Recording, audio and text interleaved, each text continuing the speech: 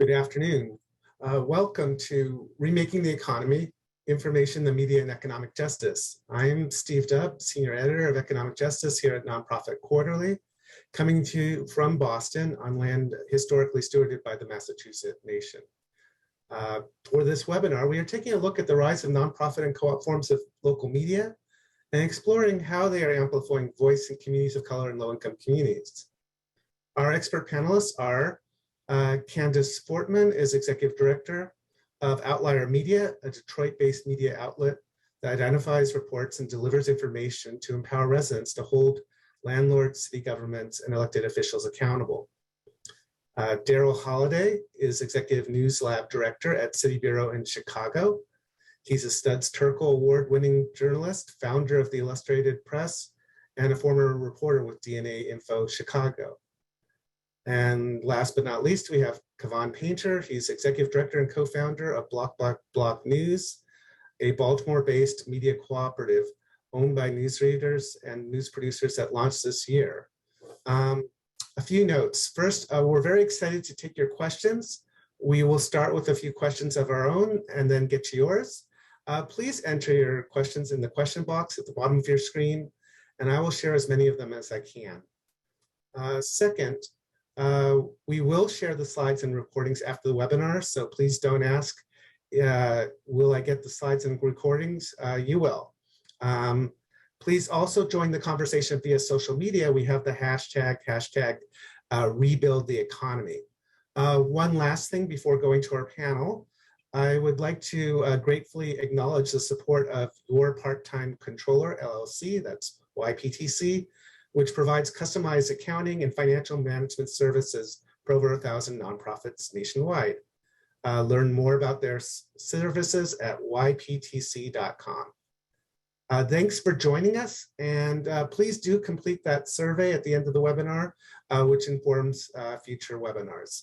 And with that, let's begin. And I'll begin with Daryl at City Bureau. And so give a larger introduction to yourself and talk about the work of City Bureau and the Documenters program.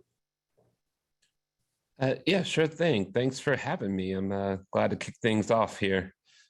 For folks who don't know, City Bureau is a civic journalism lab based in Chicago with national and increasingly, in some ways, global connections.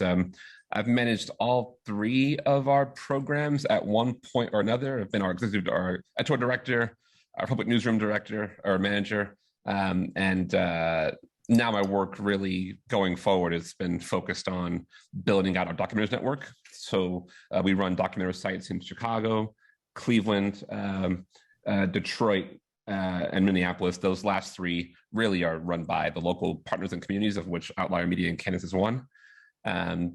And secondly than that, my work has really been centered on working with news leaders across the country to build a movement for civic media. So I began my career as a journalist. Like you mentioned, DNA Info, worked with the Sun-Times, some legacy outlets, but lately I've seen myself more as sort of a civic architect of sorts. I build infrastructure in service of community self-determination and journalism as a public good. Great, thanks. Candace, you want to talk about yourself and Outlier Media, and maybe talk a little bit about how Outlier differs in its focus than, say, I don't know, the Detroit Free Press, for example. Sure. So one, I'm grateful to be here on this panel today and to be with these two incredible other panelists. Outlier, I'll talk a little bit about Outlier. I'll say a little bit about myself. I jumped into journalism through the back door. Some days I don't even really recall how I got here, but I'm so grateful that this is how I'm spending this part of my career. It has been the most fulfilling part of my work life thus far. But Outlier is a service journalism organization founded by Sarah Alvarez. And we focus on providing high quality, usable information for Detroiters, and specifically focused on Detroiters who would be qualified by a census poll as low wealth. We do that by providing a automated service that is available through SMS or text message that people can text to get reported information That service is available in Spanish, Arabic, and English. We also do investigative and accountability journalism as well. And all of our beats are actually, we create our beats by doing a survey of Detroiters' information needs. So every 6 months, we ask a group of a segment of Detroiters what it is that they would need to know if they were working with a reporter right now. We also look at publicly available information like United Way calls, non-emergency 911 calls, to look and see what Detroiters are asking questions about that. So at Outlier, would be different than maybe at the Detroit News is that the community is our assignment editor. We are really trying to make sure that the news that we are producing is in alignment with the information needs of the community that we seek to serve. Thanks. Kevon, can you introduce yourself and talk about BlockByBlock News? It's a really exciting project that I know is just getting underway. Yes, hey everybody, so glad to be here. My name is Kevon Painter. I'm the founder and CEO of BlockByBlock News. We are building a media cooperative that's owned by the news publications in Maryland and also owned by the news readers of Maryland. And our media cooperative has a couple of channels that we're also building. One, we have a website, blockbyblocknews.com. We're posting hyper-local news stories about what's going on at the city council level, at the mayor level, at the school board of education level. We really want to focus people's attention on local matters because we have a lot of media noise that takes our attention to what's happening nationally, what's going on with the president, what's going on at a global scale. But any issue that you want to bubble down, whether it's race, education, class, housing, environment, all these issues come down to who are the local decision makers and who are the people in city government. So we really want to focus people's attention back on local news. And while building this, I also noticed that media has a inherent issue of basically who owns the news. It could be big major media companies that seem far away, but that's why we're building a cooperative that's owned by the news readers and the news publications so that we can give the power back, give the ownership back of local news back to the people who really need it to survive. Great. And so I'll ask this question and all of you can respond. So, you've talked about this a little bit, but, why is it so important for the community to be the assignment editor? I love that phrase, Candace. To achieve economic justice. Often economic justice strategies, they focus on maybe on unions or community organizations or affordable housing. Where does media fit in? I'm happy to tackle this first. So in order for us to have a healthy ecosystem, so cities, counties, governments, and communities that operate fully, one of the things that has to be a part of that is a healthy information flow. People need information that helps them to make decisions about their lives, that help them to survive and thrive in their communities. And too often, we have not seen news as a part of civic infrastructure, how we actually move a city or community forward, how we make a community or city healthier. And I think that when you look at the organizations here and many organizations across the country that are starting to pop up, there is a difference in how we sort of see our place in the news ecosystem. It is not about entertaining people, which I think we have plenty of infotainment news and arguably too much of it.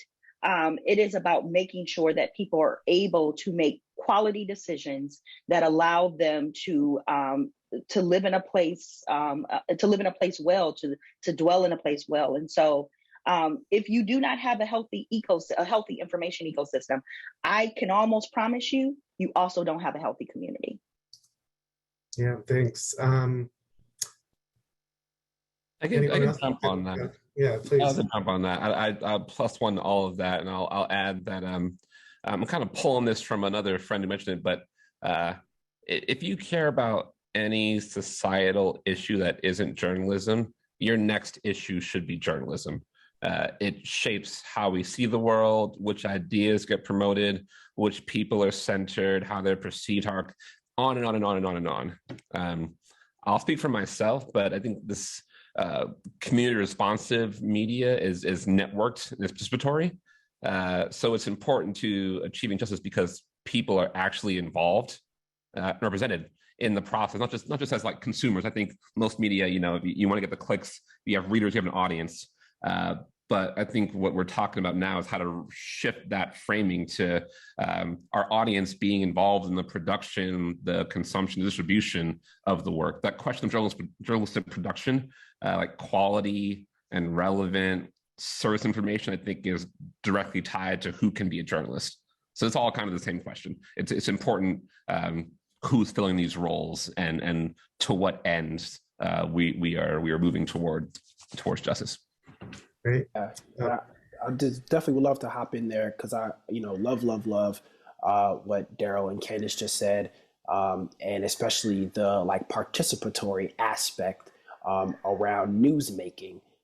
That is something really exciting that their projects are working on, and something that we hope to integrate as well into BlockByBlock News. Right now, we're focused really on. We're focused primarily as well. We want to get to the participatory aspect, but we're also focused right now on the ownership aspect, and that's one of the aspects around the cooperative, around building the cooperative piece of it, which is we're doing some legal innovation work as well. Co-ops have been around for a very long time, but now we are making it so it is built for the 21st century. And we want news readers in Maryland, where we're launching, to literally feel like they own our publication and they can participate in the governance and have decisions around our editorial practice, our mission statement, our values. And one day, as we start churning profits, I would love for them to get a check in the mail for those profits to say, yes, you really do own the news. That's a huge aspect of what we're doing from the legal innovation standpoint, and definitely cannot wait to learn more about the participatory aspects of that too. Great, and I think I might ask a little bit more, Kevin, about the co-op. But before I do, I thought I'd ask, if you can give examples of where a local story that your publication did actually had an impact in the community. So it's one thing to say it sort of in theory, but we know this actually makes a difference in practice. So. Yeah, I mean, I would love to kick that over to Daryl. I think there's a lot of great examples that you have. I was going to say, should we go back in our same order and throw Candace in? Okay, I got it. Yeah, I mean, I'm trying to think of the right example of one from a different department, our local programs department. Several months ago, we did a story in collaboration with our local NPR affiliate into mortgage lending by banks in Chicago for homes. That led to some policy change, but really the biggest, I think, plus for us, the thing I was most proud of is how that story was created, like who was involved. That story came around because of a reporter who hadn't gone to J school, was working at a community bank, and had seen inside and out how these banks were lending in this household community he was working in. He was partnered up in an organization during a fellowship cycle with a reporter who had grown up in Austin, so had firsthand seen the impacts of how mortgage lending affects Black communities, harmful, devastating process. They worked together on that story. It produced, I think, maybe 5-6 other stories in collaboration with the other newsroom, and led to some movement in our city council at the county level to hold banks accountable. So I can go on about documenters and how they're involved in public meetings and the stories, but that's one that comes to mind where it mattered who was doing the work, and it mattered that they were working together, and it led to real change. And I would say for Outlier, we have a very recent example, actually. We did a story in collaboration with NBC National News about a fake landlord scam that is impacting many Detroiters. In fact, about 9 in 10 Detroiters who are facing eviction are seen to be a part of some sort of fake landlord scam where people are pretending to hold the deed to a home. They then tell someone that they will rent that home, rent to own, basically. So you rent it for so long. When you finish that final payment, we're going to hand this deed over to you, and now you own that house free and clear, right? Except for they get to that final payment, and all of a sudden that person disappears. And then in trying to untangle what has happened, what they come to find is the person they have been paying for this home does not, in fact, have any legal rights to that house. It was a big story, something that we have been tracking for some time here at Outlier. But I think that the thing that is most impactful for me are 2 stories of impact. One is the kind of impact we talk about all the time. So the Attorney General of Michigan has uplifted this story and is now reopening a consumer alert about this particular thing. So we know we have the attention of the AG's office, which, is any journalist. Those are sort of things you really think about with impact. But for me, it was the number of people who texted me directly and said, this story ended up in my family's group chat, because we're trying to look out for each other. We're trying to make sure, hey, did you see this story? Are you sure that, I've heard that you were doing, buying this house as a rent to own. Are you sure everything's legit? That is impact for me.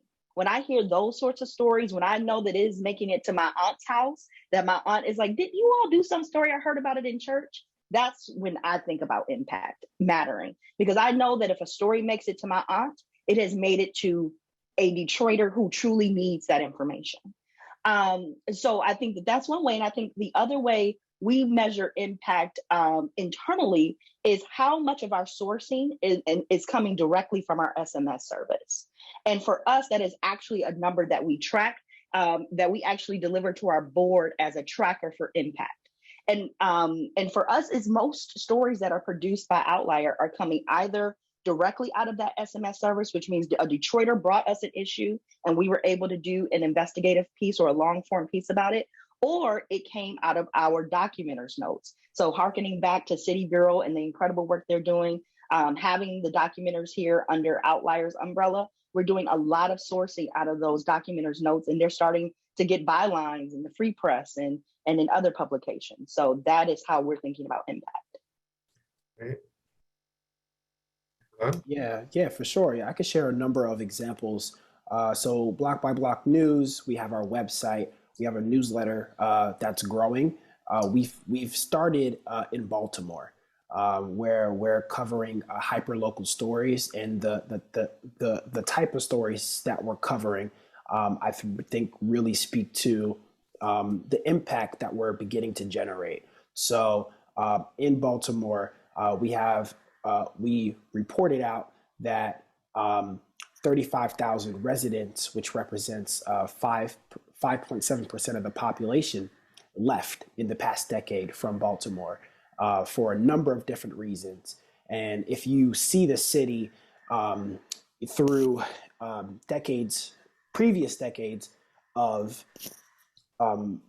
racist housing policies, the way how the streets are set up, I mean, you could literally be on one street and you see homes that have strong home values, they're beautiful, nice houses. And then after that, you turn one block and you will literally see houses that have been vacant for so long that a tree is growing out of the house through the roof. And, folks are really struggling to stay in their homes. So we are reporting on housing programs that are available to people that can allow them to pay back rent, to avoid evictions. and in stories related to that, really using journalism as a way of public service to housing is a critical need. So that's one aspect of the type of stories that we're not just reporting once, we're reporting it and we're following up and we're following up and we're basically on the beat. Too many times there's a story that's reported and then after that it's like never touched again. So we want to make sure that we are following up on these type of stories. And I'll just stop right there because actually no, there's one more example just about bus drivers.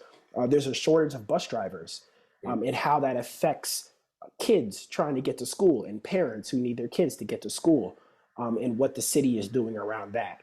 So these are the type of issues that we're picking up on. Great. And Steve, can I jump in right quick and just and connect your first question to your second question through what Kevin just said? So when we talk about civic infrastructure, right, and he talks about housing programs that help people stay in their houses, a part of that is not just helping you find out that these programs exist, but for institutions like ours to say, are these actually working? Are they helping people stay in their homes? Are the programs operating as the people who announced it said they'd operate? Are the funds being used correctly? That is also a part of what journalism should be doing when we think about journalism as a civic good. Yeah, good point. Thanks. Kavan, I wanted to go back to you for a second because you were talking about, setting up a media cooperative, but that this was, co-ops have been around for a long time, but media co-ops are kind of new. And so what has that process been like and what are you learning in that process as you try, set up this member ownership structure? Yeah, for sure. So it's been as much media innovation in terms of what we're doing with our website and our newsletter. And we are also developing a mobile app. So it's been a much media innovation doing around that, but I've learned that it's a lot of legal innovation as well. So learning about the cooperative laws within each state in the U.S. There's two cooperative laws out there that we're really looking into called the Limited Cooperative Association. One is based in Washington, D.C. The other is in Colorado. These are laws that are getting updated in the year 2021. And they are laws that allow for cooperatives just to have various type of scalability. I won't get into all the deep details. I think I'll definitely let you know about the name of the law, the Limited Cooperative Association. So the process of what I've been doing, I've been working with legal clinics in universities.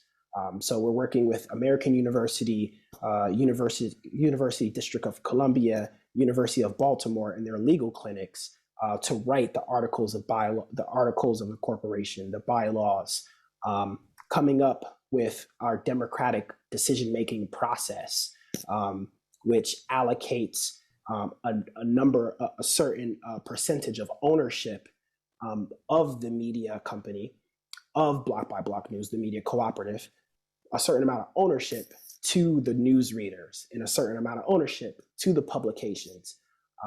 Because one thing that we're really looking towards, and if anybody wants to talk with me and kind of help us grow, really fast forward our development on this mobile app, one thing about that is like for too long, we've heard that local news is dying. But I've done the research here in Maryland. We have over 237 news publications. Most people only think that we only have one, the Baltimore Sun, but we have way more. And it's a testament to the news producers like you see here today, City Bureau, Outlier Media, folks who are doing the real critical on ground work. We've found hundreds of news publications like that, It's we want to create a channel where hyperlocal news is easily discoverable, and then also when that becomes profitable, it's not about me to just take the money and run with it.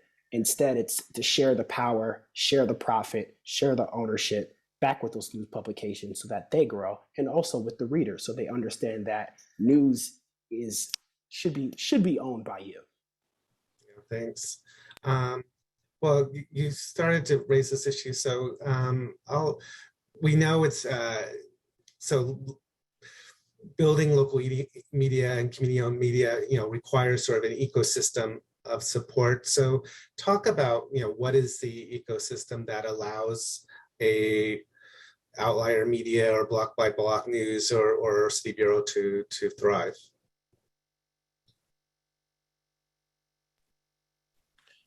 Maybe I'll kick us off here. I think one thing I'm hearing from all of us, and I hear this even beyond this group, I think there's a network forming, is that we're talking about journalism as community building.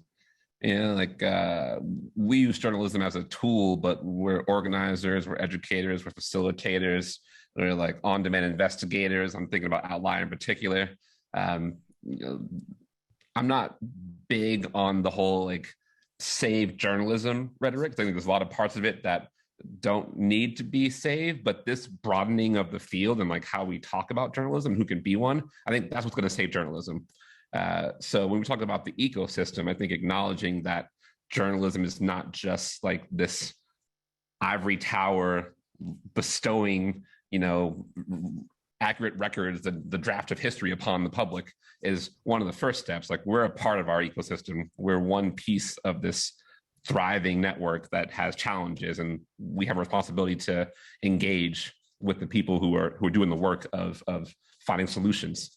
So yeah, I'm not sure I answered the question exactly, but I think what we're talking about is redefining or reframing what journalism looks like in this time where the industry is in crisis. It's falling apart over here, and it's like a phoenix on this other side. It's growing. It's evolving and changing. I think that's a perfectly fine answer. Candace, did you want to jump in?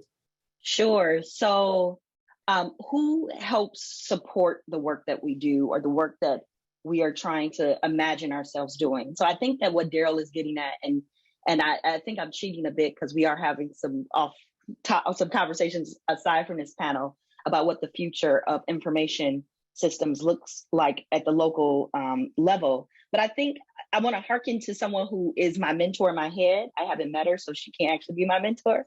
But Angela Glover Blackwell, who founded and was the president of Policy Link, says something I think about all the time. She was quoted in an Essence article in 2020. And she said, we need to stop being nostalgic for a time that never was, and instead prepare for a time that's inevitable. And so when I think about who has helped to put Outlier where it is today, it is not what you would traditionally say. Certainly funders have helped, but in the very beginning, nobody really wanted to fund what we were talking about. And we're still challenged with finding funders who truly understand what we are trying to accomplish and will fund us at a level that will actually make us, journalism's favorite word, sustainable. Which is a whole nother conversation about whether sustainability is even something we should be shooting for. So when we go past that, what really has helped us stay here are the other creators who are doing this work. It has been our ability to call the folks at City Bureau and ask for their advice and ask for their encouragement when we needed it. It has been individual people who have given their time and expertise to help us figure out things that were well beyond our experience. But I think also it's been those people who gave us $5, right? So the folks who we put up a donation link and said, sure, I'll give you $5 so you can do it. I always laugh that our most important donor is Sarah's mom. So our founder's mom, who was the very first person to ever make a donation to Outlier, has made that same donation every single month. But more importantly, it has been the folks who give us their information so that we can create the work that we create. We cannot do the work of journalism without the sources, without the folks who share and trust us with their information. And remember, people are coming to us with stories where they are often in crisis. These are not easy stories for them to share. These are not easy things for them to talk about. And in a lot of ways, sometimes there's shame and embarrassment, and they do it anyhow. So those are the folks that we are sort of building this community with, and who we could not do this work without. It would be impossible. So it's the folks who share their information and Sarah's mom who are really helping us get here. Great. Yeah, I'll just hop in and say that one really inspirational discovery for me was the fact that local news is, yes, it has its issues. It needs to be funded more. We need more local news outlets. But I mean, I've been doing the research for the past 2 years here in Maryland, by going online, searching for news publications, going to libraries, picking up newspapers, and I've been able to discover the as I said, over 200 news publications that do exist here in Maryland and are covering local news stories, and that includes, one really inspiring one is the Silver Chips, I believe they're called. They are a high school in Montgomery County, and it's a high school newspaper that's the only newspaper in town, and they cover what's happening in city government. And they're a high school newspaper, but they're doing the work, and they are award winning for what they're doing. And and then the independent news publications ran by one person. Like, these are the folks that, when you talk about an ecosystem, are out there. The public access television stations, the libraries. I mean, we have a really untapped resource. And it exists in Maryland. It exists in your state where you live. And I want to be able to help people discover that and support that and grow it. And so right now, on our website is on BlockByBlock News website is we are writing up concise stories about news that we're seeing happening. So in like a kind of aggregated way, we're looking at the news that's already out there and doing quick write-ups about that, and then linking back to the fuller article so people get a quick synopsis of what's happening in their city, but then also can link back to the fuller picture where the article was originally produced. And that's what I think about when I think about the ecosystem. Great, thanks. And I think I want to go to an audience question, and I think this builds on the conversation. The question is about financial sustainability. So not a surprising question, I suppose. But there is a new journalism emerging, and you guys are obviously part of it, and it is being funded. So talk about sort of how that is working out. I'll throw it to Candace first, then you guys can go. Sure. So it is, I won't ask if it's how it's working out. I don't know how it's working out. I don't think any of us really know that answer yet.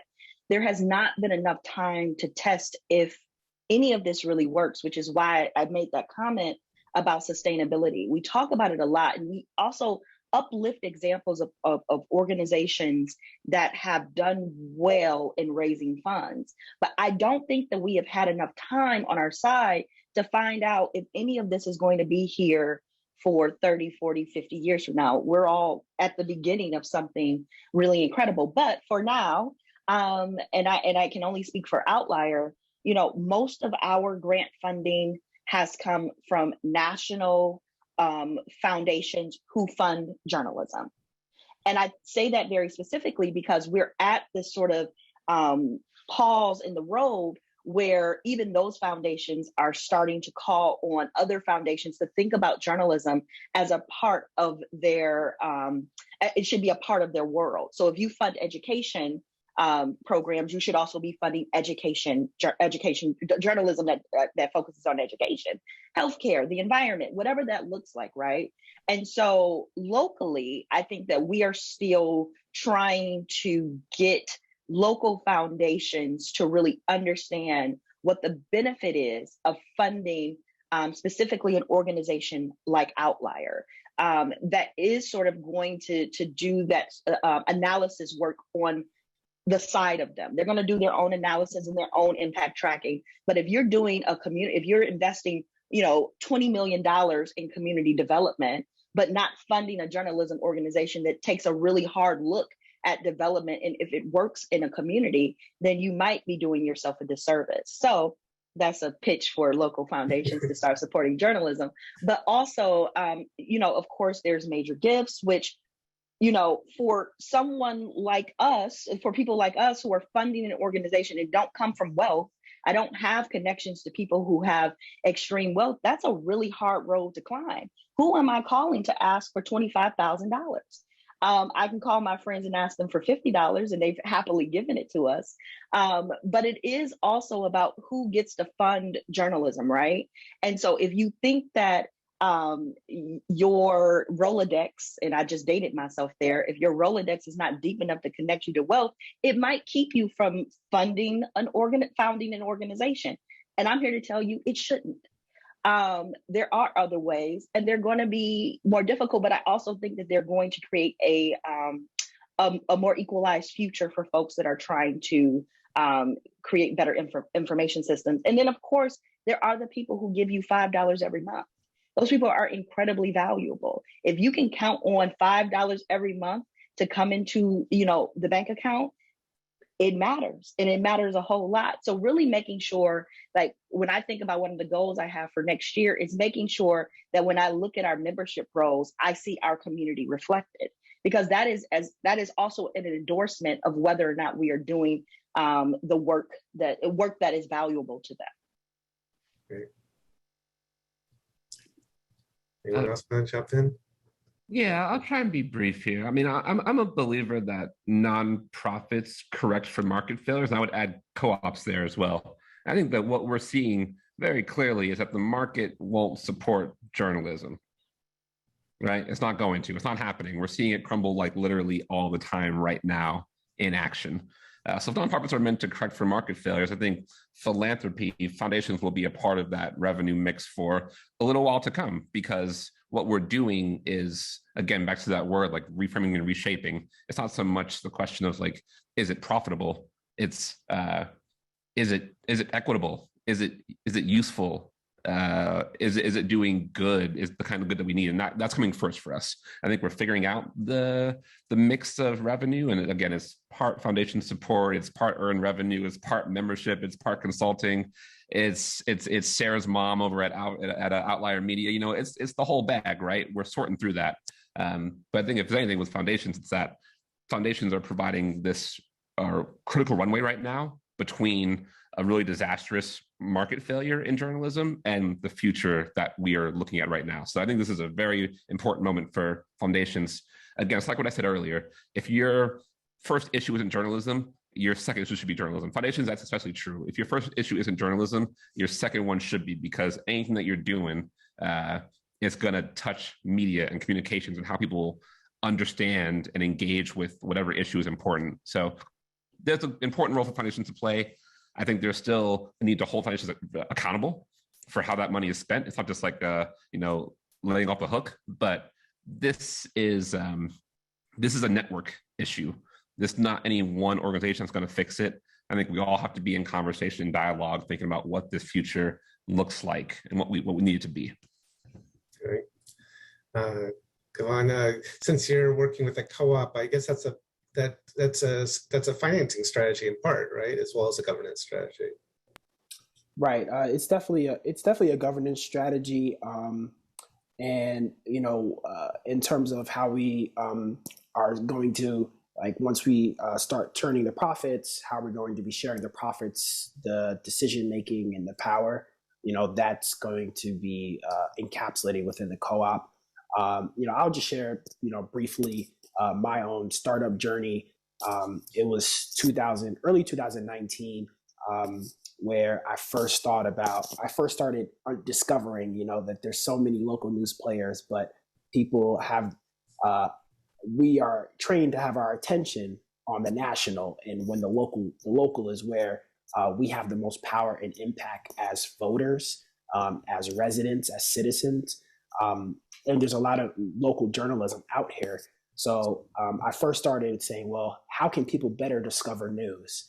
And then came up with the idea for the website, and then we then pivoted and grew a newsletter.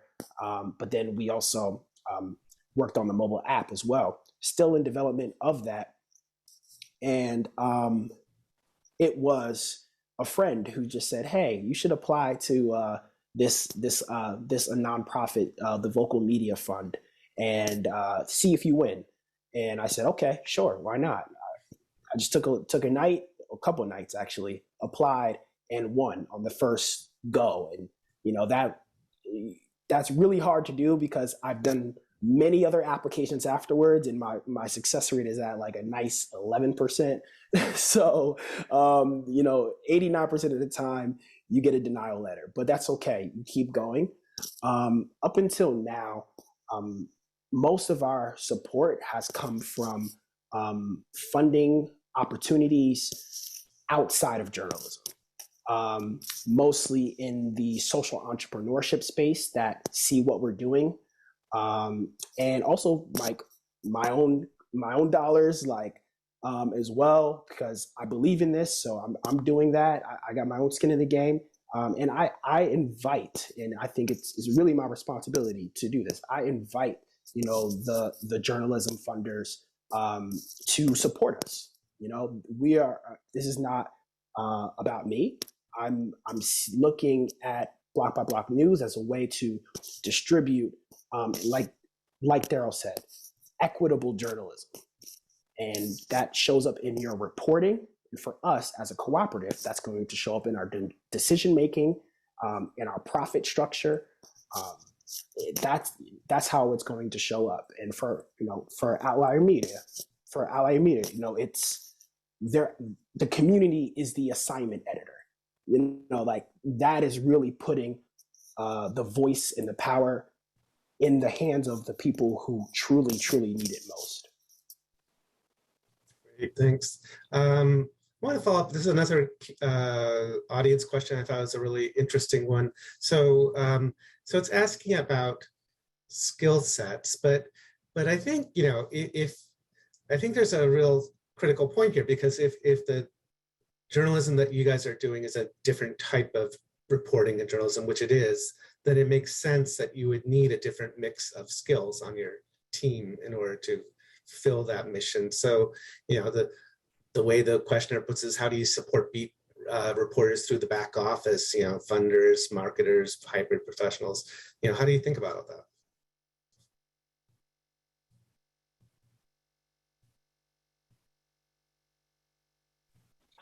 I'm hoping that Daryl answers this first, because I think the fellowship program is such a beautiful example of this. I was typing an answer in the Q&A and I didn't hear the question. Steve, will you repeat it? Yeah, it's about the skills of a new journalism that are required for the type of journalism you guys are doing is different than the skills that was required of a legacy publication. So how do you think of the mix, and how do you build that team? In a lot of ways, I'm not sure that the skills are different. It's the hoarding of the skills that is the problem. I think a huge part of the problem, like the school to journalism pipeline is a mess. We got people going into debt to work at, I won't get into all of this. I think it's the democratization of journalistic skills and the distribution of those skills to more people that is actually part of the grander solution, not like trying to like make new skills. It's going to happen all the time, right? We're always going to have new skills, new tools, new technologies, and that'll be required. But how do we get those skills into the hands of more people without it costing them like the house we're going to buy, or like 2 decades of debt? That's where I'm at with it. Democratize the skill set and bring more people in. When I think about participatory media that we're talking about, a lot of us, it's like it kind of begins there, trainings, workshops, inviting people into the newsroom, sharing what we know, bringing them into that process of production and through training. I talk about like that inform, engage, equip framework that we use at City Bureau, not just to produce the right reports. I don't think there's any number of news stories that's going to save us from what's happening right now. Not just to engage people, which I think is great, but to truly equip as many people as we can with the skills that we need to collectively shape our future. And Steve, I'll just add everything Daryl just said. And I say that when we're hiring at Outlier, we can teach the skills of journalism. They're teachable. They're not hard to learn if you care to learn them. I cannot teach you how to care about a community. And I can't teach you how to bring that care and concern into your work in a really deep way. That is something that you develop on your own, and you have it, or you will learn it over time. But quite honestly, if you come with enough of the basics, we can get there if you actually care about building something new that is actually useful for the community that you live in and serve. Well, another community question here. Well, the question is, are there ways that you see building networks across the country to support each other in this work? And I think the answer is yes, the networks exist. So talk about what those are and how those are being built.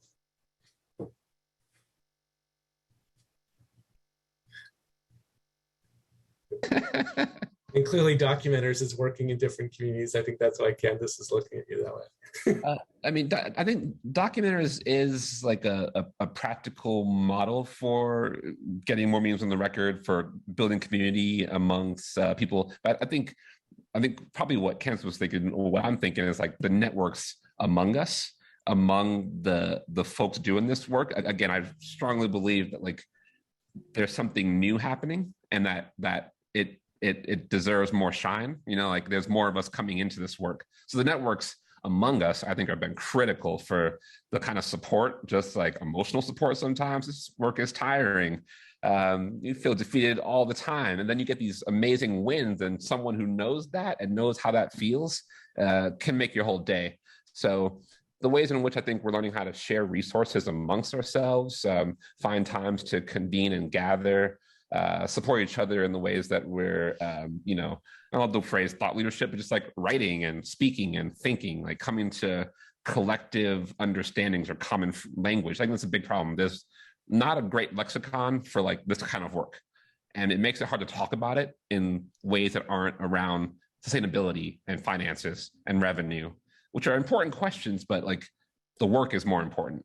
And we're going to figure out the financial part as we build that. But having this network of like this new batch of leaders to really work through this together has been, I think, critical to where we're at right now. Well, here's another community question. So, and I think this is a good one, and maybe builds on what you were just saying, Daryl. But so we know that journalists tell stories that can either, challenge or reinforce prevailing narratives. And I think we talked about this in ways like how can community media narratives win is one way of thinking of the question. But how do you be intentional in creating narratives that support low-income communities and don't reinforce stereotypes that somehow the poor are responsible for their poverty and so forth?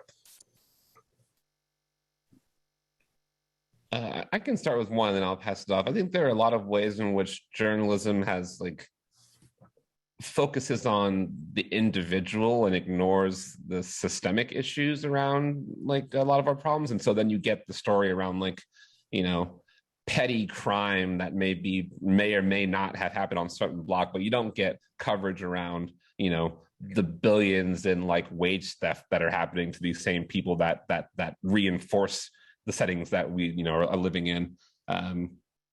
Anyway, I'm kind of going off on a tangent a bit, but I think journalism that is part of an ecosystem and looks systemically at the issues, the challenges that we're all facing, as opposed to like the one-off story about the one girl from Englewood who like did well in high school and go to college early. Like, great, I love it. But I want to be thinking about systemic solutions and how we are getting at power. When we're talking about narratives, love narrative, I want communities to have power. I think that is the main thing. How are we like acknowledging the history of how media has treated a lot of these communities?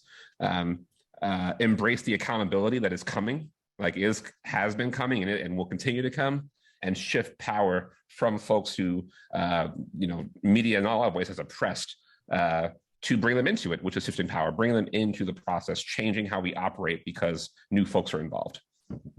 Great. And I think Kevin also called this in one of his earlier answers. You stay on the beat. You don't just tell the story one time about, I call it the walking man story in Detroit. It was a story that was done here about a man who had to walk a lot of miles to get to work because of a broken bus system, a broken mass transit system here in the metro area. An important story. That man's story matters. But what needed to have happened is that we stay on that system, because for every one man that he ended up, there was a GoFundMe started and he ended up never having to walk again. Well, that's great for him. And there are still 1,000 people behind them that are still doing that same journey every day, whose stories will never make it into, the Sunday, paper. However, when you stay on that beat, when you continue to talk about why can't kids get transportation to and from school, and you keep telling the story, and even though you're tired of telling the story, it doesn't mean that anything has been fixed. That means you tell the story a different way until something is actually corrected. We have this boredom sometimes as people who work in this industry. Well, I told this story. I'm moving on to my next story because it's about me, right? It's about what my interests are, the things I think will help me become a popular, successful journalist, the things that'll help me win awards. It can't be about you. You have to remove yourself from the conversation and center your community. And that means that if you write 5 stories about bus transportation every week for the next 5 years until somebody fixes the bus system, oh, well, here we still are writing the same story until something changes. And I think that is not how we have thought. We've stopped thinking about news in that way, that you continue to tell a story until it catches. I think that's why I love the fact that I didn't come out of J school. I came from a marketing and public relations background. And so that means that I was taught that your audience does not hear a message until maybe the 10th or 20th time that you've said that message. They are actually not listening to you the first time. So that means if you take that sort of idea of marketing and PR and you put it into the production of journalism, that means you should probably be writing that same story over and over again until something actually changes. Yeah, I'll just quickly touch on this. This question about narratives makes me think in particular about in Baltimore. If you drive through, you may be at a stoplight, and then a couple of kids, teenage, and even younger, 8 years old, may come up to your car with a squeegee that they grab from one of the local gas stations where you clean off the windows, and come up to your window and try to squeegee clean your window and ask for a couple dollars. And I remember listening to a radio station and hearing people call in and hearing people talk sometimes really negatively about that and speak about how it just ruined their day, and seeing news articles dubbing them squeegee kids, and just looking at that, and once you start there, like once their life begins at that moment, as opposed to the conditions that set them up to, they don't want to be out here for $4 an hour. I'm sure they would much rather be making a living wage if those opportunities were readily available. And sometimes they are, sometimes they aren't. There's just so many different conditions and factors. And I think, the curiosity around that is where the reporting needs to go, and around humanity and digging into those type of conditions. Nobody wants to be set up to live a undignified life. And I think dignity is sometimes missing in journalism, and reporting needs to really take into account how can we address people's dignity. And and around youth, that's why we're covering a lot of news stories related to opportunities that the city's rolling out, different nonprofits are rolling out, and schools are rolling out to give avenues for youth who want to get into different type of things like media production or finance or education, or all these different type of career paths. We cover those, and it's not because we just want to be positive. It's not because we just want to just because we like positive, shiny, glowing stories. No, I mean, we understand that this type of reporting could actually help somebody, help people by diffusing a narrative, but also sharing opportunities. Great. So there was a question from the audience about the norm of objectivity, and how that often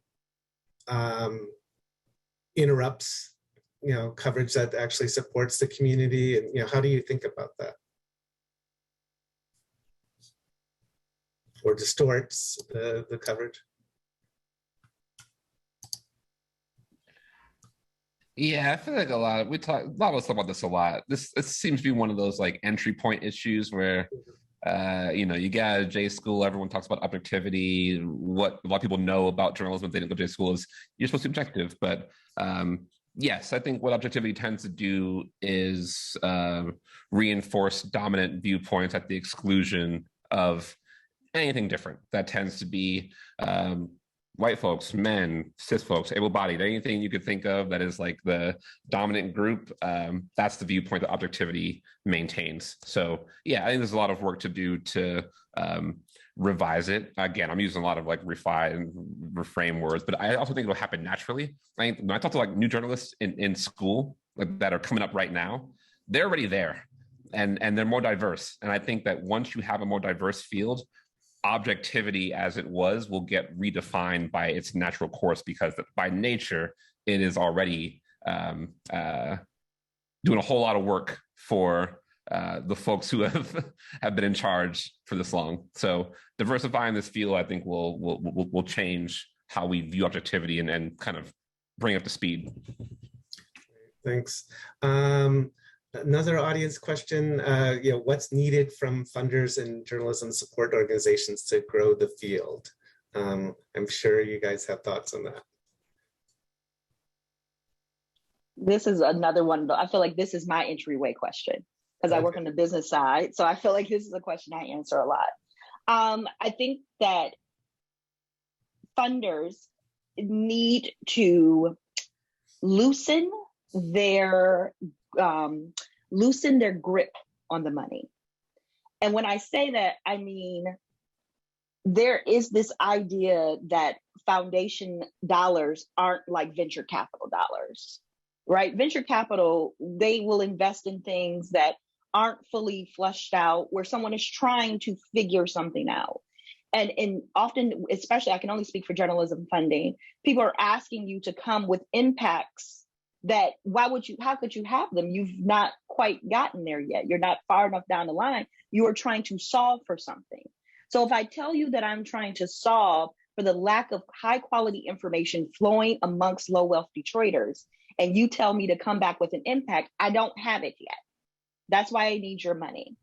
And so I think that a big part of it is that that foundations have to start being more risky. They have to be willing to make some bets, willing to bet, especially on people trying to do something radically different, especially if they are trying to have any infrastructure that remains as we continue to watch what is now what we consider local journalism crumble in front of us.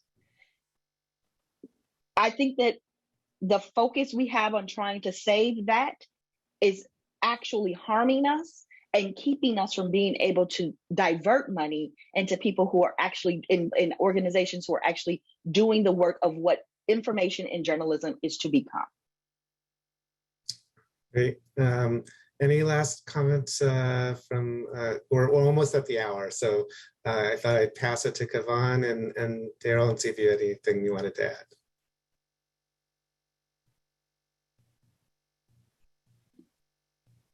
Okay, I guess Candace, you said it all. Thanks so much. Well, I want to, there's, hope we tried to get to as many questions as we could.